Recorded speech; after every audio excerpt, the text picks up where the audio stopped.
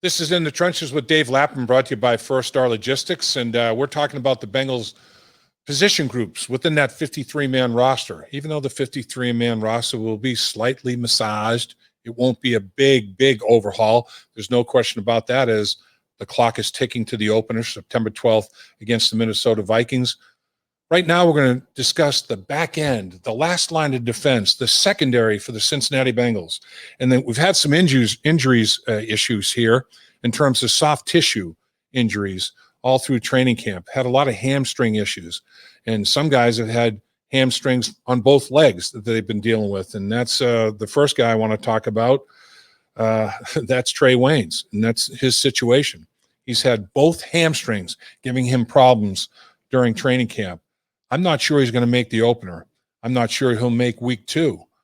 Usually when you have a hamstring injury as significant as the one that he's dealing with now, you may miss 3 or 4 weeks. So that'll take him definitely past the opener and maybe into the second regular season game.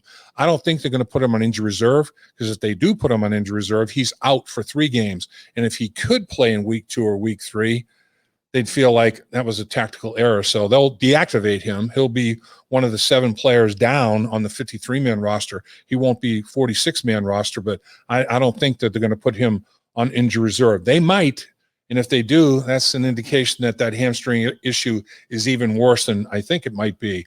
But at any rate, when healthy, and that's the big thing, he didn't play at all last year. He tore a pectoral lifting weights before training camp even started, so he's been given millions of dollars by the Cincinnati Bengals, and unfortunately hasn't been able to play it down yet. Didn't play a snap last year. Isn't going to be able to play in the early stages of this season. He is snake bitten in terms of injury. But when he was out there in training camp, he's the real deal. I mean, the guy can play. The guy's got length.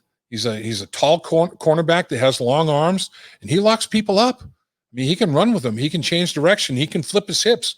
For a big guy to have that ability to flip your hips and run, he can do that. But unfortunately, again, the injury concern is continuing. But when Trey Wayne's is available, that's going to be a big addition to the secondary. I mean, in the early stages of training camp, when the secondary was playing so well and having good practice after good practice against the Bengals wide receivers, he was a factor. And I'm talking about a big-time factor. Chudasama Asomugha from the Dallas Cowboys, I think he probably had as good a training camp as any defensive player. Snap in and snap out, practice after practice. He was a shutdown corner, and he's a playmaker. In the red zone, he was phenomenal. Every time the offense went against the defense in the red zone, Asomugha was making plays. And I think that's a great signing.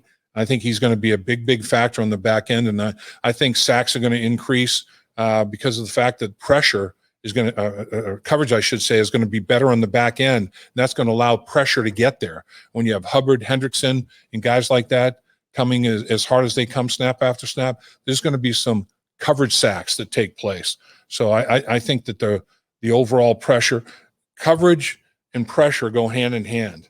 I mean, it's a lot easier to cover when you're getting pressure on the quarterback, a lot easier to rush the quarterback when you have good coverage in the back end. There's no question about it. It's a glove fit in the hand process. Let's talk about Mike Hilton at slot corner. Big time player.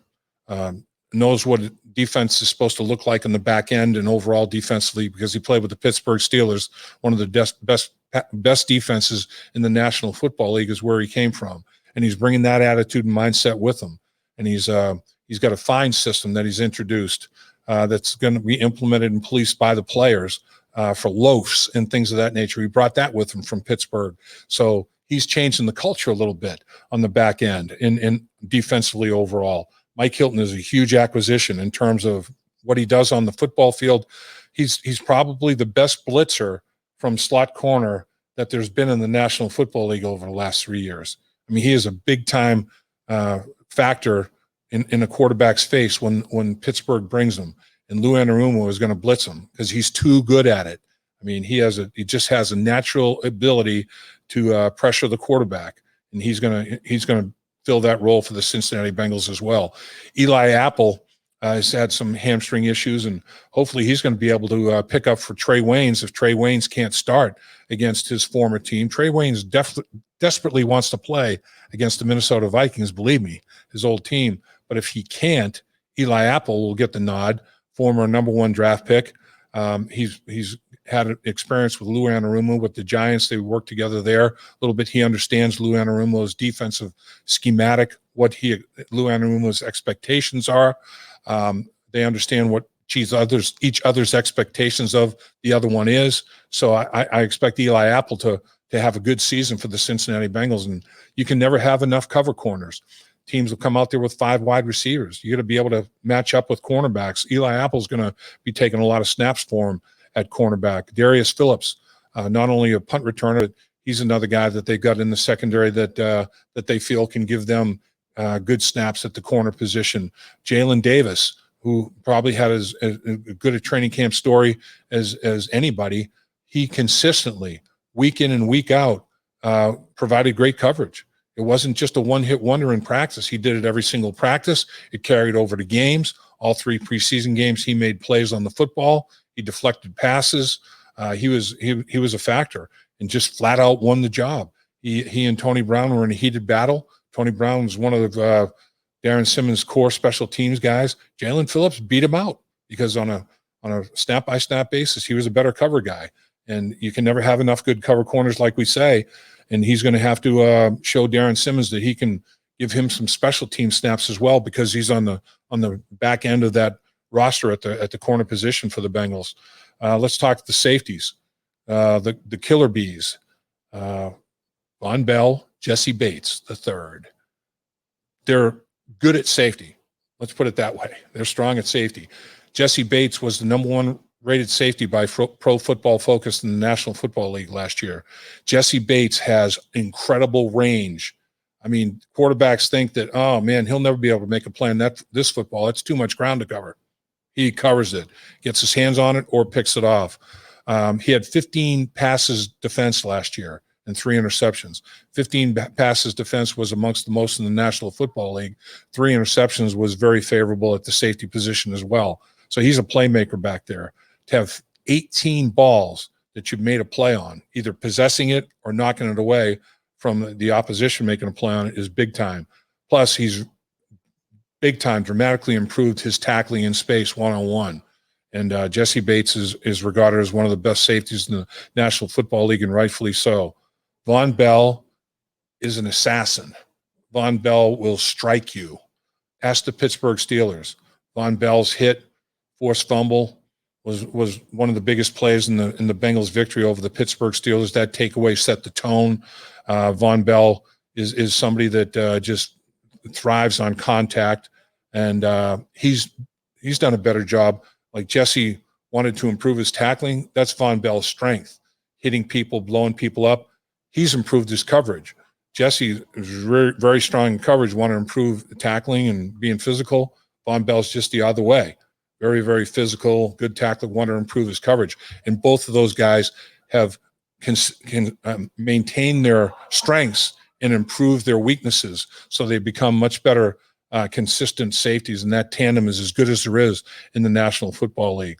Brandon Wilson returns kicks for the Cincinnati Bengals, great kickoff return guy, and he's another guy in the rotation at the safety position, can make plays because of that athleticism. His raw speed is pretty remarkable.